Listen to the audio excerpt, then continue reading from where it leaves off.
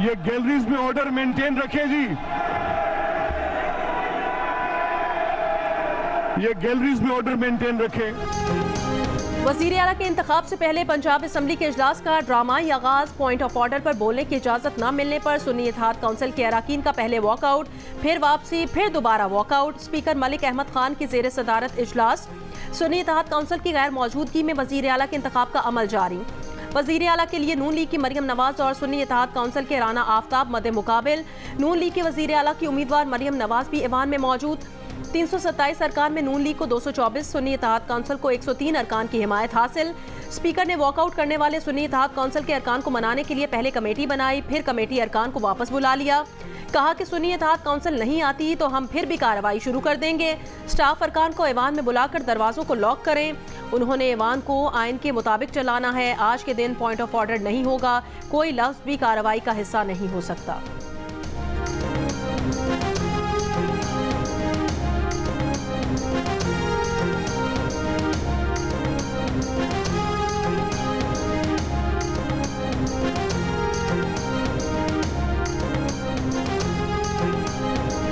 वज़ीर आला पंजाब के लिए मुस्लिम लीग नून की उम्मीदवार मरियम नवाज का मुखालिफिन को पैगाम। कहा कि ऑपोजिशन उठ कर ना जाए, हारें या जीते मुकाबला करें, ये जमहूरियत का हुस्न है।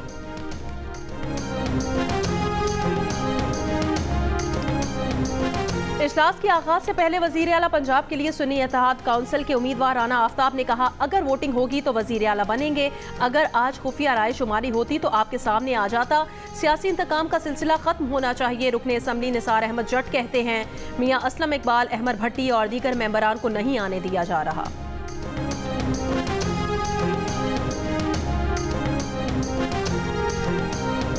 पंजाब में नई रिवायत कायम होने जा रही है। पंजाब में पहली बार खातून वज़ीर आला बनने जा रही हैं। मुस्लिम लीग नून के रहनुमा राना सनाउल्लाह की पंजाब असम्बली के बाहर मीडिया से गुफ्तगू। कहा कि सबसे बड़ा चैलेंज पाकिस्तान को सियासी इस्तेहकाम देना है। पंजाब में सबसे बड़ा चैलेंज सियासत को बदतहजीबी से पाक करना है। बदतमीज़ी और बदतहजीबी के कल्चर ने मुल्क में अदम इस्तेहकाम पैदा किया। मुखालिफिन को पैगाम में अज़मा बुखारी ने कहा कि मरियम नवाज हमारी रेड लाइन है। कोई बदतमीज़ी करेगा तो हमें सेल्फ डिफेंस और तहफ़्फ़ुज़ करना आता है। ऐवान से मुंतखब होने के बाद मरियम नवाज रोड मैप देगी और रमज़ान पैकेज का ऐलान भी करेंगी।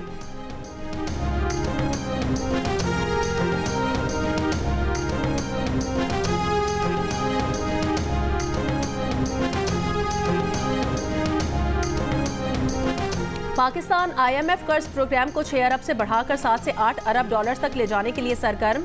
आलमी फंड के बेल आउट पैकेज को बढ़ाने के लिए मुख्तलिफ ऑप्शंस पर गौर जारी। जंग और दी न्यूज़ के नुमाइंदे मेहताब हैदर की रिपोर्ट के मुताबिक पाकिस्तान हुकाम IMF का आइंदा बेल आउट पैकेज 6 अरब से बढ़ाकर 8 अरब डॉलर तक ले जाने के ऑप्शंस तलाश कर रहा है। एक ऑप्शन तौसीफ फंड सहूलत के साथ क्लाइमेट फाइनेंस का इतलाक हो सकता है।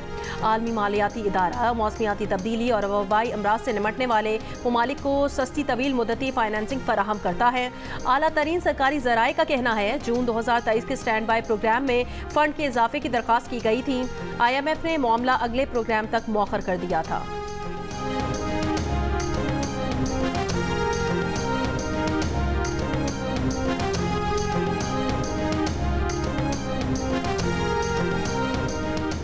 सदर अलवी के कौमी असम्बली का इजलास ना बुलाने पर नया तनाज़ा। समरी पर अब तक दस्तखत नहीं किए। ज़राए के मुताबिक सदर का कहना है कि ऐवान अभी मुकम्मल नहीं, कुछ मखसूस नशिस्तों का फैसला होना बाकी है। साबिक वज़ीर कानून लीगी रहनुमा आज़म नज़ीर तारड़ ने कहा कि सदर ममलिकत ने आइन से रूगर्दानी की है। सदर ने इजलास नहीं बुलाना तो 21वें रोज़ इजलास होना ही होना है। आरिफ अलवी मुल्क के सदर हैं, सियासी जमात के नहीं। रहनुमा पीपल्स पार्टी ने कहा कि सदर की जानिब से इजलास को मखसूस नशिस्तों के फैसले से मशरूत करना काबिल अफसोस है। आरिफ अलवी ने हमेशा आइनी बहरान पैदा करने की कोशिश की। वो सदारती नहीं, तहरीक इंसाफ के हलफ की पासदारी कर रहे हैं।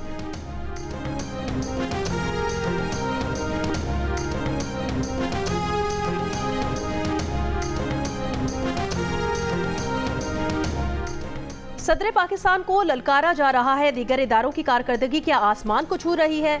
रहनुमा PTI वलीद इकबाल का रद्द-ए-अमल। कहा, पार्टी लीडरशिप के दरमियान झगड़े की बातें चाय की प्याली में तूफान है। ईवान में और बाहर भी मैंडेट की चोरी पर एहतजाज करेंगे।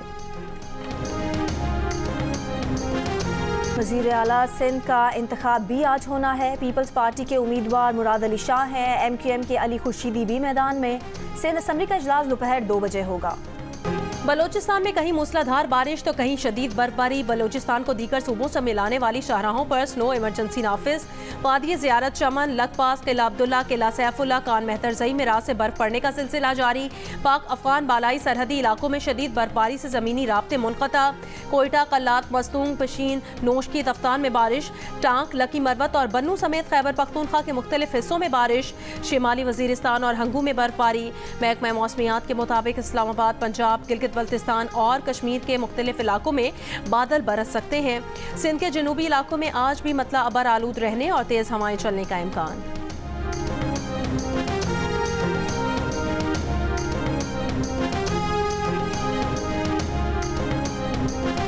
लीबिया में शहरियों को यरगमाल बनाने वाले गैंग का मुबैना सरगना मुल्तान से गिरफ्तार। तर्जुमान FIA का कहना है कि मुल्जिम उस्मान उमर फारूक ने इटली भिजवाने के 24 लाख रुपए लिए, लेकिन मुतासरीन को लीबिया भेज दिया। मुतासरीन को चंद माह कबल लीबिया में यरगमाल बनाकर रखा गया। शिकायत कुनंदा ने मुल्जिमान को मजीद 27,68,000 रुपए बतौर तावान दिए। बाद अज़ा मुल्जिम मुतासरीन की बाजियाबी के लिए मजीद फीकस 25 लाख रुपए का मुतालबा कर रहा था।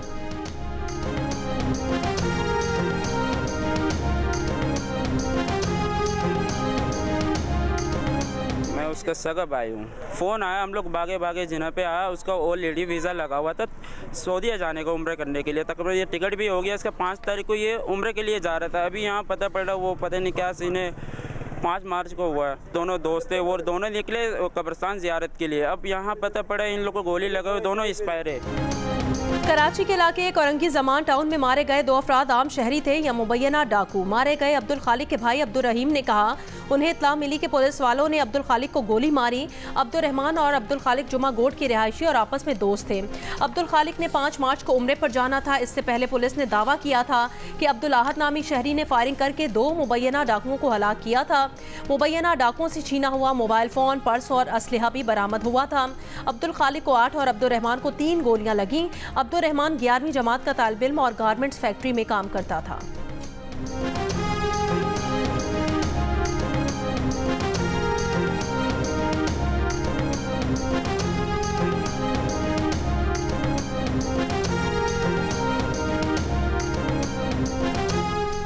अक्टूबर टेक सिंह के थाना पीर महल में जेर हिरासत मुल्जिम हलाक। पुलिस का दावा है कि मुल्जिम ने हवालात पर खुद अपना सर मारा और खुदकुशी की। गफलत के मुर्तकिब एहलकारों के खिलाफ मुकदमा दर्ज।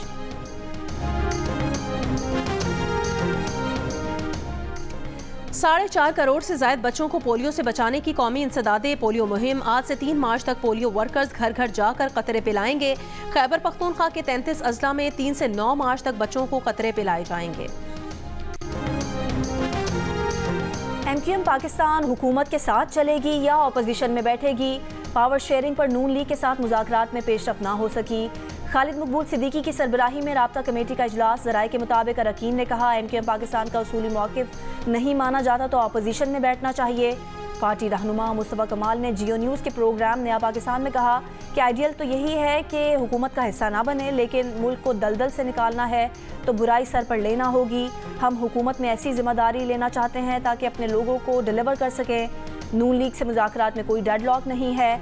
6 वज़ारतें मांगने के हवाले से तस्दीक नहीं करूँगा।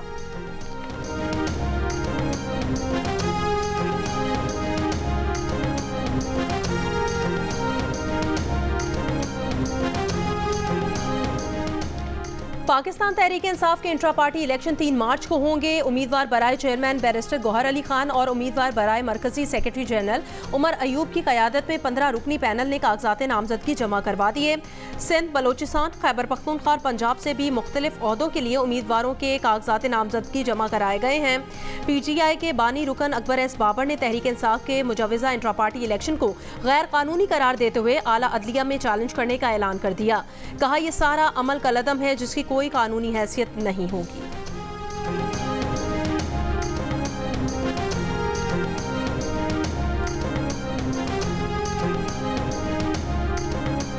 निगरान वज़ीर आला पंजाब मोहसिन नकवी का बीबी पाक दामन का दौरा। कहा 900 अरब रुपए छोड़कर जा रहे हैं। 600 अरब का कर्जा उतारा है। उनसे या उनकी काबीना से कोई भूल हो गई हो तो उसके लिए माजरत। बोले जब सब इकट्ठे हो जाए तो वज़ीर आला खुद ही ताकतवर हो जाता है।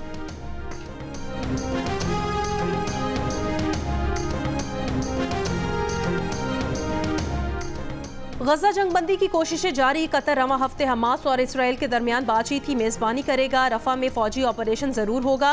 इसराइली वजीर आजम की हट धर्मी, कहा अगर मुआहिदा हो जाता है तो रफा ऑपरेशन में ताखीर हो सकती है, मगर रफा ऑपरेशन जरूर होगा।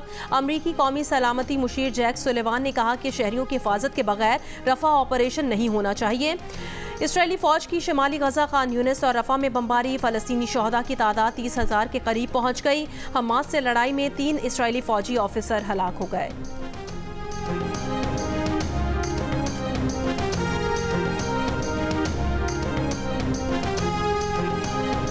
OIC वज़रा इत्तलात का तुर्की में गैर मामूली इजलास। फलस्तीनियों की मुनज़्ज़म नस्ल कुशी की मजम्मत, कहा खित्ते में अमन का वाहिद रास्ता मशरक़ी बैतुल मक़दस के साथ फलस्तीनी रियासत का क़याम है।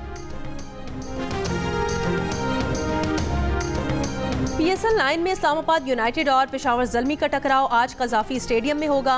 इवेंट में ज़ल्मी ने 4 मैचेस खेलकर 4 पॉइंट्स हासिल किए हैं, तो इस्लामाबाद के 3 मैचेस के बाद 2 पॉइंट्स हैं। मुल्तान सुल्तान्स 8 पॉइंट्स के साथ टॉप पर है। लाहौर कलंदर्स 5 मैचेस के बाद भी जीत की मुंतज़िर।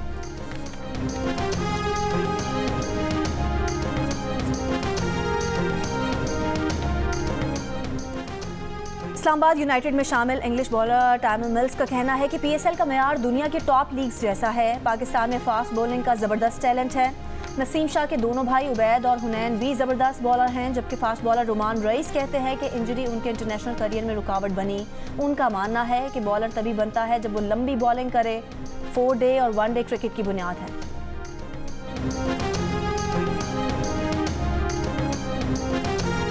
स्पेन फुटबॉल के साबिक खिलाड़ी जोस इग्नाशियो ने इस्लाम कबूल कर लिया। 32 साला खिलाड़ी ने एक वीडियो के जरिए मजहब इस्लाम में दाखिल होने की तस्दीक की और उसे अपनी ज़िंदगी का बेहतरीन लम्हा करार दिया।